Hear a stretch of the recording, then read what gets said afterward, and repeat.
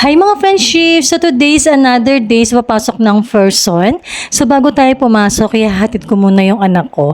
So yun ang daily routine namin sa umaga. Sinasabay ko yung anak ko pagpasok ko. So yan na nga, nilalak ko na nga yung gate namin. So medyo nagmamadali na ako neto kasi 6 o'clock na. So kailangan kong dumating ng maaga at hindi malate sa aking trabaho.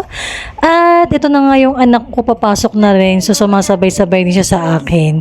Pero kapag 8 to 5 naman ako, hindi siya makasabay sa akin kasi ang pasok niya ay 7 o'clock.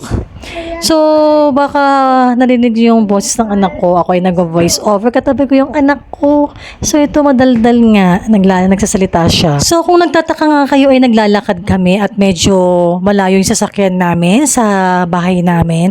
Kasi ako nga ay nag-rent ng parking dahil sa lugar namin ay masikip. So, halos lahat ng mga kapitbahay namin ay may mga sasakyan.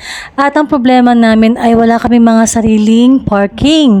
So, sa kalsada lang kami nagpa-park. Kaya ayun, nag-rent na lang kami ng parking malapit sa amin. So, ayan nga, bago kami umalis, ay pinapainit ko muna yung makina. Ini-start ko muna siya. So, matagal ko na nga yung ginagawa na pinapainit yung makina kasi yun nga yung advice sa akin para hindi daw agad masira. Kung napansin nyo nga naman ay meron akong cover sa sasakyan sa harapan.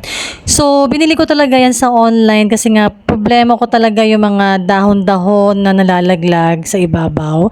Tsaka syempre yung mga dagta, tsaka yung mga dumi na mga ibon. So yun nga, naganap ako sa online ng yung cover na yan. Sobra talagang helpful talaga. Sobra akong na-stress kasi minsan pagdating ko sa parking, wow, ang dami talaga niya mga dumi ng ibon, dagta ng puno, mga dahon, yan. Kasi nga, nagpa-park kami sa ilalim ng puno ng mangga. So kung interested kayo, lalagay ko na lang yung link sa comment section kung saan ko nabili yan. So sobrang nakakatulong talaga yan. Pwede yun sa araw, yan, kung bilad sa araw yung sasakyan nyo, yan. Pwede nyo ilagay yan. So sobrang mura lang din yan, mga friendship. So ayan, lalagay ko na lang yung link sa comment section. O kaya naman, ay click yun na ang yellow basket. Ayan. So pinapagpag ko nga yan kasi medyo basa yan kasi medyo umulan yan. So yan, tinatanggal ko yung tubig-tubig. Konti lang naman. And then, ayan, nalagay ko na siya dyan sa likod ng sasakyan kasi nga, kapag umuwi na ako, nagka-park na ako yon, nalagay ko nga yan. So, yun na nga, bumaba na yung anak ko sa mall na yan. So, bigyan ko siya binababa, tapos sasakyan na lang siya ng isang jeep. Malapit lang naman yan.